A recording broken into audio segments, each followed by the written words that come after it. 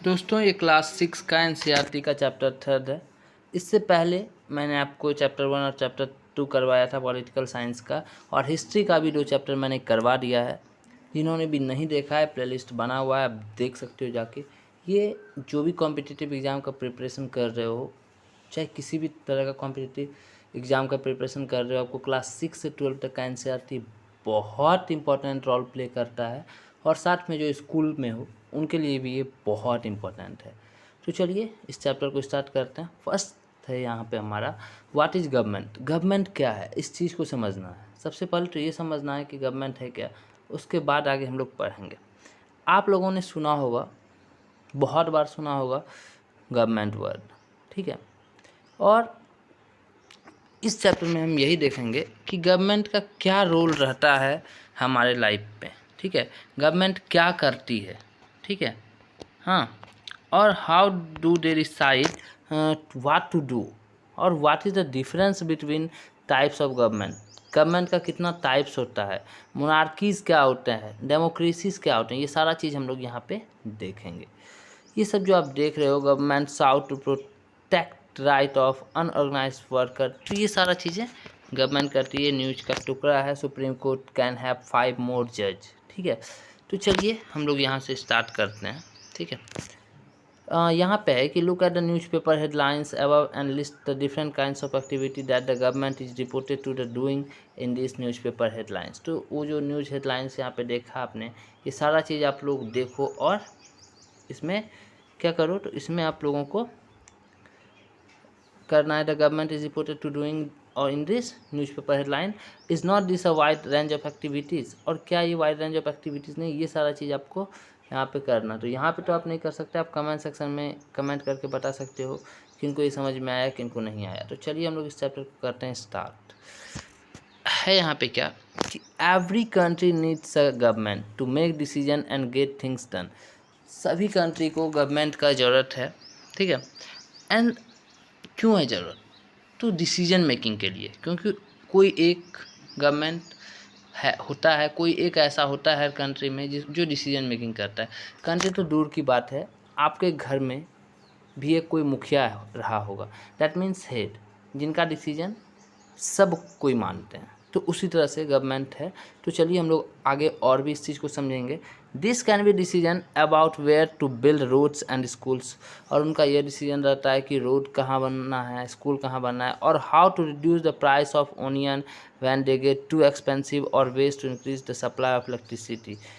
कभी कभी ऐसा होता है ओनियन प्याज का दाम बहुत ज़्यादा बढ़ जाता है, तो कैसे उसको कम किया जाना चाहिए, और इलेक्ट्रिसिटी का जो सप्लाई होता है उसका जो चार्ज रहता है उसको कैसे करना है, कब घटाना है, कब बढ़ाना है।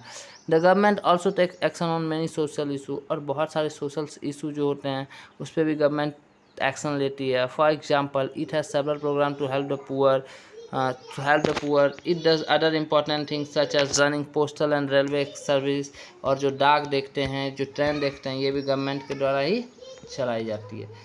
नेक्स्ट है the government also had the job of protecting the boundaries of the country and maintaining peaceful relation with other countries. और गवर्नमेंट के पास क्या है, जॉब भी है। क्या उसको क्या करती है, तो प्रोटेक्ट करती है बाउंड्रीज को ऑफ द कंट्री, और मेंटेनिंग, और वो क्या करती है, मेंटेन करती है पीसफुल रिलेशन, ठीक है, शांत वाला रिश्ता वो मेंटेन करती है। Okay, it is responsible for insuring that all citizen have enough to eat and have good health facility. और गवर्नमेंट ये इंश्योर करती है कि उसके जितने भी सिटीजन्स हैं सबके पास इनफ खाना हैं, ठीक है। अब देखिए, when there are natural disaster like the tsunami और an earthquake, it is the government that mainly organize aid and assistance for the affected people. और जब नेचुरल डिजास्टर होते हैं, यानी कि प्राकृतिक आपदा होती है, लाइक कभी कभी अर्थक्वेक आ जाता है, या फिर क्या कहते हैं आपका सुनामी वगैरह हो गया, तो इसमें वो इंश्योर करती है कि कोई भूखा ना रहे, जगह जगह प्रोग्राम चलता है। Next, if there is a dispute or if someone has committed a crime, you find people in a court are also part of the government। और अब एक यहाँ पे बहुत बड़ा डाउट था कि क्या गवर्नमेंट और कोर्ट और जज अलग अलग हैं, क्योंकि आप लोगों ने पढ़ा होगा, बहुत बार पढ़ा होगा कि जज ने गवर्नमेंट को ये करने बोला, न्यूज़पेपर में आपने पढ़ा होगा, तो नहीं, कोर्ट भी एक पार्ट है किसका, गवर्नमेंट का। Perhaps you are wondering how government manage to do all this, और शायद आप लोगों को यह सुन के आश्चर्यचकित भी होता होगा कि कैसे गवर्नमेंट ये सब मैनेज कर लेते हैं करना, और क्यों ज़रूरी है उनके लिए ये सारा चीज़ करना। When human beings live and work together, there needs to be some amount of organization so that decision can be made. Okay, next. Some rules have to be made that apply to everyone. और कुछ rules बनते हैं जो सब पे apply होते हैं. Okay, for example, there is a need to control resources and protect the territory of a country so people can feel secure. Government do this on behalf of their people by exercising leadership, taking decision and implementing this among all the people living in their territory. Okay, तो ये decision government लेती है ताकि people जो हैं, जो यहाँ के नागरिक हैं किसी भी कंट्री के, वो सिक्योर फील कर सके। ओके, नेक्स्ट है levels of government. Now that you know that the government is responsible for so many different thing, और गवर्नमेंट जो होती है वो रिस्पॉन्सिबल होती है किसके लिए, बहुत सारी अलग अलग चीज़ों के लिए। Can you think of how it manage to do all this, और क्या आप सोचते हो कि कैसे ये सारा चीज़ को मैनेज करती है। The government work at different level, और जो गवर्नमेंट होती है वो अलग अलग तरीके से काम करती है। At the local level, at the level of the state and at a national level. तो कैसे कैसे काम करती है भाई, तो लोकल लेवल पे भी काम करती है, लेवल ऑफ स्टेट पे करती है, और नेशनल लेवल पे। अब कैसे करती है ये चीज़ आगे समझेंगे हम लोग। जैसे देखिए, the local level means in your village, town और locality. The state level would mean that which covers an entire state like Haryana,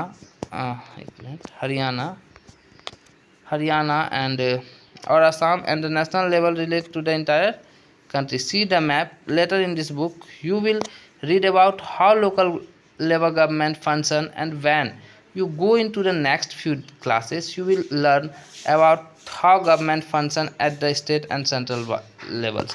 आप लोगों के मन में ये भी होता होगा कि पूरा कंट्री जिसका नाम इंडिया है उसमें एक प्राइम मिनिस्टर हैं, तो फिर ये अलग अलग स्टेट में क्यों सीएम हैं, ये सारा चीज़ आपको आपके माइंड में आता होगा।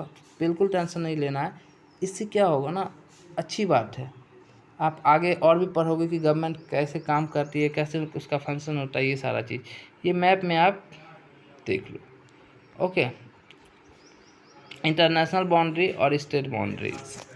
Okay, next.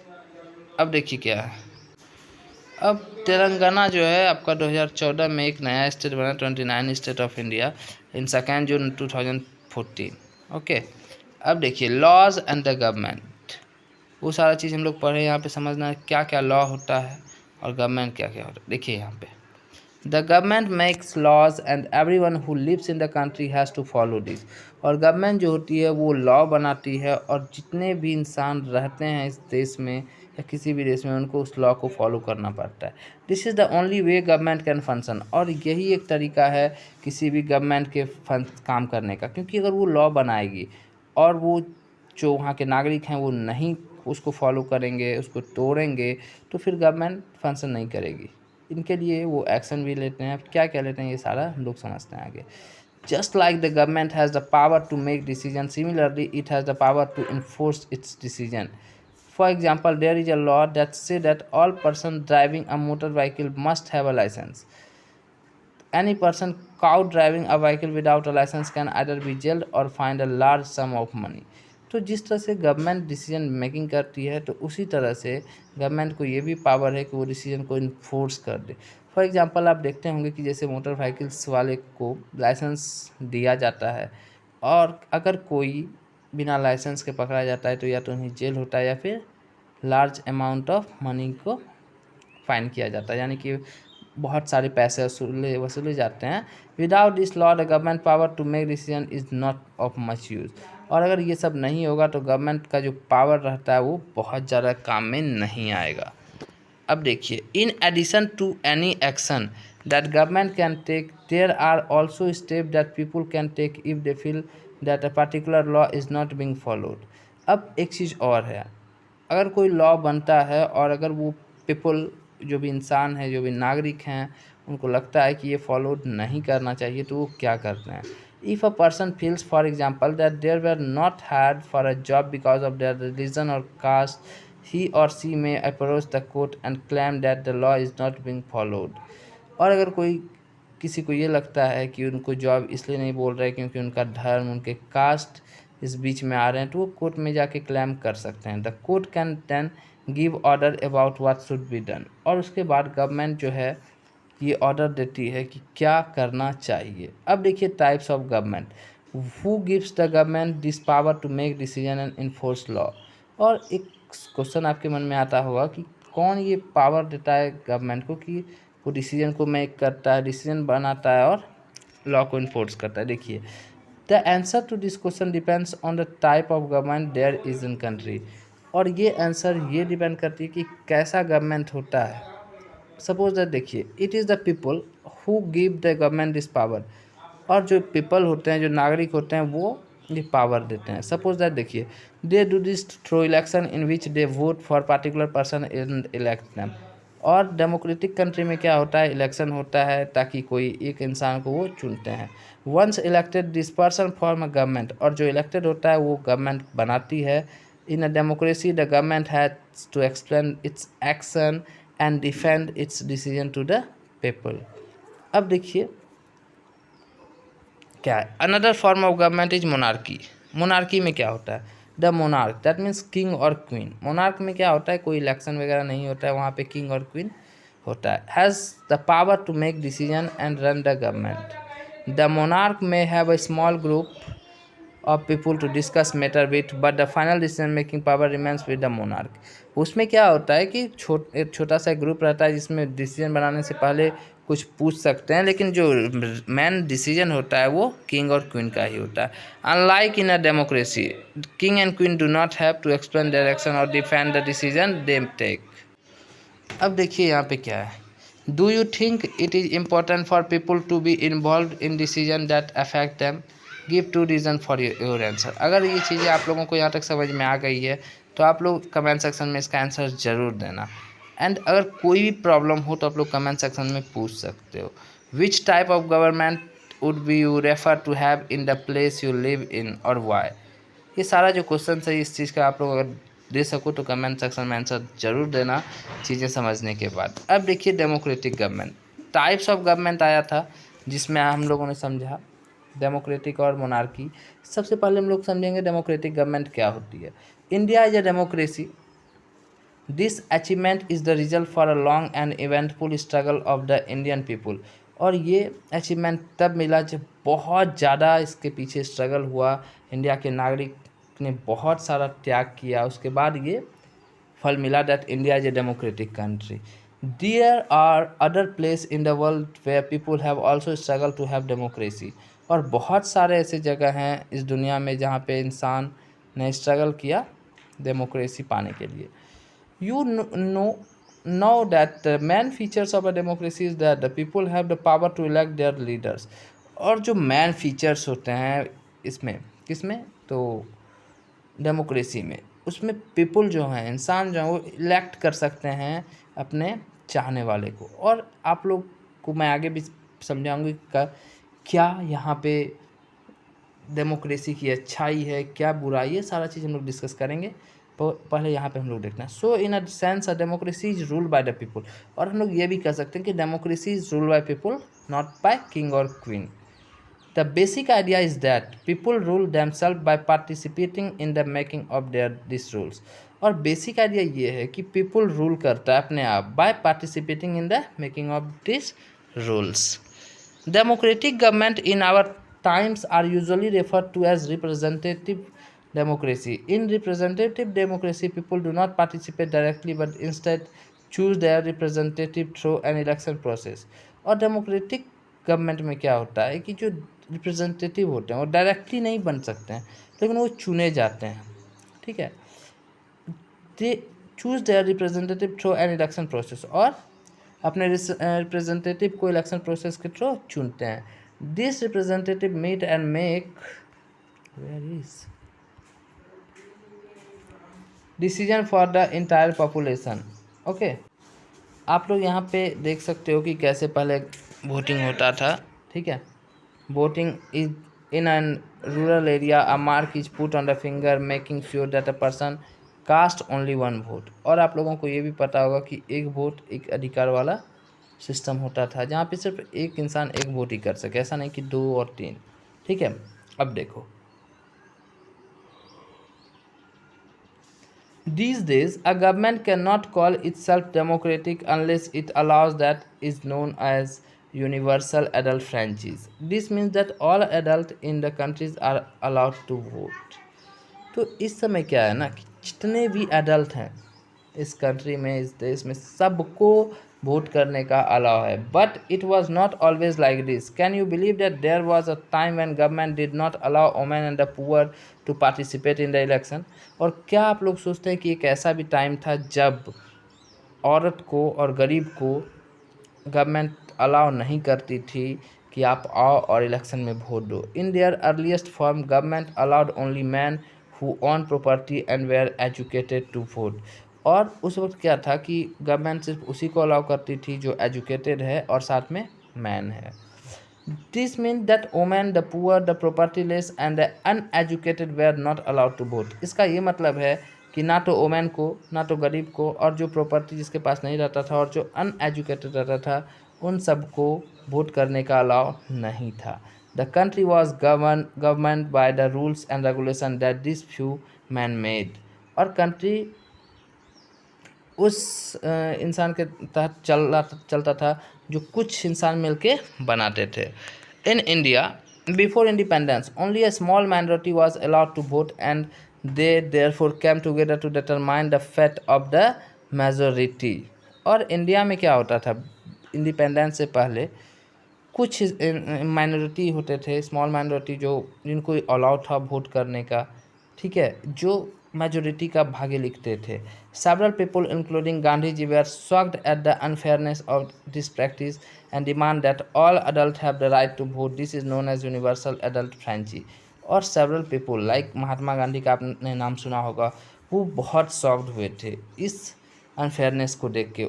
इसलिए उन्होंने कहा कि जितने भी एडल्ट हैं सबको राइट है यहाँ पे वोट देने का, और इसलिए ये कहा जाता है क्या, universal adult franchise.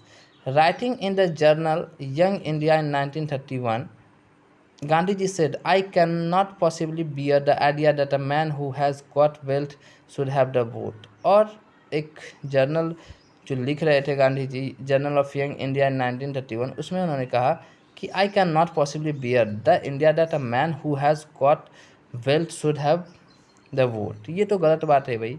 But that a man who has got character but no wealth और literacy should have no vote. Or that a man who works honestly by the sweat of his brow day in and day out should not have the vote for the crime of being a poor man। तो क्या एक poor man होना crime है क्या? सिर्फ wealthy people जिसके पास पैसे हैं वो सिर्फ वोट कर सकते हैं? तो ये सारा चीज़ गांधी जी ने अपने एक जर्नल्स यंग इंडिया में लिखा था। ओके, सो ये सारा चीज़ है, एक स्टोरी भी है, आप देख सकते हो यहाँ पे, वोट्स फॉर वुमेन, ठीक है। ये एक अमेरिका की कहानी है। Now where in the world have government willingly share power all over Europe and USA, women and the poor have had to fight for participation in the government. और government में जो वोटें हुई वो ऐसे ही वुमेन और पुअर को नहीं मिल गया, उन्होंने इसके लिए लड़ाई लड़ी। दे हैव स्ट्रगल, उन्होंने स्ट्रगल किया। During the war, many men were away fighting, and because of this, women were called upon to the work that was earlier considered man work. Many women began organization and managing different kinds of work. और बहुत सारी women's ने organisation के तहत और भी बहुत सारी चीज़ें किया, बहुत सारे चीज़ को मैनेज किया। When people saw that this, they began to wonder why they had created many unfair stereotypes about women and what they were capable of doing। और जब ये चीज़ देखा तो बहुतों ने इस चीज़ को समझा कि ये हाँ ये कर सकती है, क्यों इनको ऐसा नहीं किए करने दिया जाता है। So women began to be seen as being equally capable of making decision. और इसके बाद वुमेन्स को भी देखा गया, स्टार्ट हुआ that women are also being equally capable of making the decision. Okay. The suffragettes demand right to vote for all women, and to get their demands heard, they chained themselves to railing in public places. Many suffragettes were imprisoned and went to hunter strike, and they had to be fed by force. American women got the right to vote in 1920, और American women जो vote का जो right प्राप्त हुआ वो 1920 में, while women in the UK got the vote on the name terms as men some years later in 1928. So American women को 1920 में मिला एंड यूके को 1928 में। अब देखिए यहाँ पे है कि आप लोग मैप पेज नंबर 29 एंड 30 को देखिए, पेज नंबर 29 और 30, पेज नंबर 29 एंड 30, यानी कि इस मैप को देखने के लिए बोला जा रहा है ये और ये वाला मैप में। उसके बाद आपको क्या पता करना है, ये देखिए यहाँ पे आप, उसके बाद पता करना है आपको numbers of the neighbours of India, neighbours country कितने हैं ये पता करना है। नेम्स ऑफ योर स्टेट और union territory and its neighbour, names of your district and its neighbour, और routes from your district to the national capital. तो ये सारा चीज़ आपको पता करके आपको कमेंट सेक्शन में ज़रूर लिखना है। और अब आप ज़रूर बताना कि क्या गवर्नमेंट चैप्टर आपको क्लियर हो गया, क्या आपको डेमोक्रेटिक गवर्नमेंट क्लियर हो गया, क्या आपको मोनार्की गवर्नमेंट क्लियर हो गया। तो ये सारा चीज़ आप ज़रूर बताना कमेंट सेक्शन में। और वीडियो अगर आपको अच्छा लगा तो लाइक एंड शेयर ज़रूर करना, और जिन्होंने भी सब्सक्राइब नहीं किया आप लोग सब्सक्राइब कर लो। और आप ही लोग का जब सपोर्ट मिलता है तो और भी वीडियोज़ बनाने का मन करता है, तो आप लोगों का सपोर्ट मिलेगा तो और जल्दी जल्दी वीडियोज़ आएंगे। So thank you for watching. और जितने भी स्कूल के फ्रेंड्स मेरे ये वीडियो देख रहे हैं उनके लिए तो ये इम्पोर्टेंट है ही, साथ में मैं एक बार फिर से बोलूँगा कि जो भी कॉम्पिटिटिव एग्ज़ाम का प्रिपरेशन कर रहे हैं उनके लिए भी ये बहुत ही ज़्यादा इम्पोर्टेंट है। So thank you for watching. जय हिंद।